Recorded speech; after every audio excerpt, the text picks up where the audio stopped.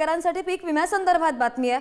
1 रुपयामध्ये पीक विमा योजना बंद करावी आणि कृषी आयुक्तांच्या अध्यक्षतेमधील समितीने ही शिफारस केल्याचं पाहायला मिळत आहे। बोगस अर्ज आणि गैरव्यवहारांमुळे पीक विमा योजना वादग्रस्त असल्याचा ठपका ठेवण्यात आलाय आणि ओडिशा सरकारने गैरव्यवहारानंतर योजना बंद केली आहे। महायुती सरकार काय करणार असे सवाल सुद्धा उपस्थित होत आहेत। कुठेतरी बोगस अर्जांचा सुळसुळाट थांबवण्याची अर्जाची किंमत 100 रुपये करण्याची शिफारस शेतकऱ्यांनी केल्याचं पाहायला मिळालं। दुसरीकडे खरीप हंगामामध्ये 4 लाख अर्ज बोगस असल्याचं कळतंय आणि 350 कोटींच्या घोटाळ्याची शक्यता सुद्धा वर्तवली जाते।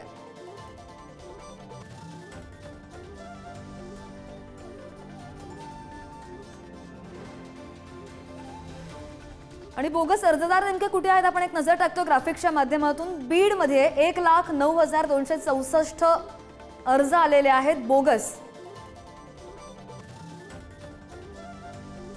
साताऱ्यामध्ये 53,137 अर्ज आल्याचं कळतंय।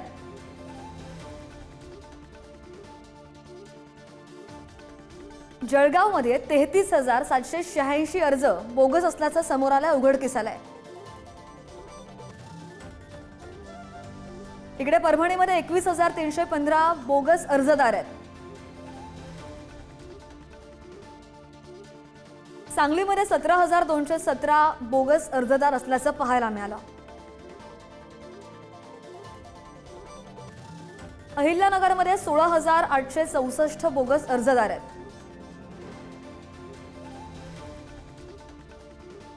चंद्रपूरमध्ये 15,555 हा आकडा समोर आलेला आहे। 1 रुपयात पीक विमा बंद करा, योजना बंद करा अशी शिफारस करण्यात आलेली आहे आणि हे बोगस अर्जदार आता त्यांची आकडेवारी समोर आली आहे। पुण्यामध्ये पाहूया 13,700 बोगस अर्जदार आहेत। संभाजीनगरमध्ये 13,524 बोगस अर्जदार पाहायला मिळाले। नाशिकमध्ये 12,515 आकडा आहे आणि त्यामुळेच 1 रुपयामध्ये पीक विमा योजना बंद करा अशी शिफारस करण्यात आली आहे। जालनामध्ये 11,239 बोगस अर्जदार असल्याचं पाहायला मिळालं। नंदुरबारमध्ये 10,408 बोगस अर्जदार आहेत। बुलढाण्यामध्ये हा आकडा 10,269 वर आहे। आणि याच पीक विमा संदर्भात घोटाळा झाल्याचं कृषी मंत्र्यांकडून सुद्धा मान्य करण्यात आल्याचं समोर आलंय आणि पीक विमा योजना बंद करण्यावर अद्यापही निर्णय नाही असं सुद्धा प्रतिक्रिया देत कोकाटे यांनी म्हटलंय।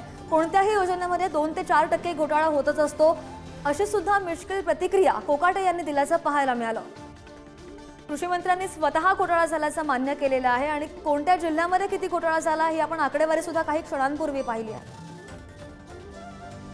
हे बघा, कुठल्याही योजनेमध्ये 2-5% गैरप्रकार तर होतच असतात आणि दुसरी गोष्ट योजनेमध्ये गैरप्रकार होतो म्हणजे योजना बंद केली पाहिजे किंवा योजना बंद करावी या विचाराचा मी नाही आहे। योजनेमध्ये आणखी पारदर्शकपणा अपडेट कसं करता येईल तो या ठिकाणी सरकारचा प्रयत्न राहणार आहे।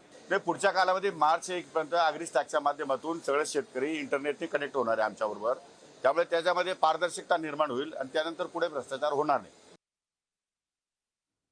आणि यानंतर टीका सुद्धा होताना आपल्याला पाहायला मिळतात। 1 रुपयामध्ये पीक विमा हा भ्रष्टाचाराचा बीड पॅटर्न। काँग्रेसचे नेते विजय वडेट्टीवार यांनी अशी टीका केली आहे आणि धनंजय मुंडे कृषी मंत्री असताना घेतलेल्या निर्णयांची चौकशी व्हावी असं सुद्धा ते म्हणतात। आपण जर पाहिली असेल आकडेवारी तर बीड जिल्ह्यामध्ये ही पीक विम्याची आकडेवारी खूप जास्त आहे आणि 1 रुपयामध्ये पीक विमा भ्रष्टाचाराचा बीड पॅटर्न अशी टीका काँग्रेसचे नेते विजय वडेट्टीवार यांनी केली आहे। पॅटर्न मात्र पीक विम्याचा हा भ्रष्टाचारातून निर्माण झालेला पॅटर्न आहे आणि केवळ भ्रष्टाचार करण्यासाठी हे केला गेला आहे असा आमचा स्पष्टपणे आरोप आहे आणि म्हणून या सर्व प्रकरणाची चौकशी व्हावी। शेतकऱ्यांना बळी न देता हे भ्रष्टाचार कमवून भ्रष्टाचाराच्या रूपानं लाखो कमवणाऱ्यावर कारवाई झाली पाहिजे आणि त्यामध्ये मंत्री सुद्धा जबाबदार आहे। त्यांच्या इशाऱ्याशिवाय, त्यांच्या सहकार्याशिवाय, त्यांच्या सहभागाशिवाय हा भ्रष्टाचार होऊच शकत नाही आणि थोडी तरी जनाची आणि मनाची लाज वाटत असेल मंत्र्यांना ज्यावेळेचे ते कृषी मंत्री होते की एवढी चपराक हायकोर्टाने दिली। आणि याच पीक विमा घोटाळ्यावरून आष्टीचे भाजपचे आमदार सुरेश धस यांनी सुद्धा प्रतिक्रिया दिली आहे। काय म्हणालेत पाहूयात। 1 रुपया पीक विम्याचा गैरफायदा नाही। 1 रुपया पीक विमा ही चांगली योजना आहे, वाईट योजना नाही।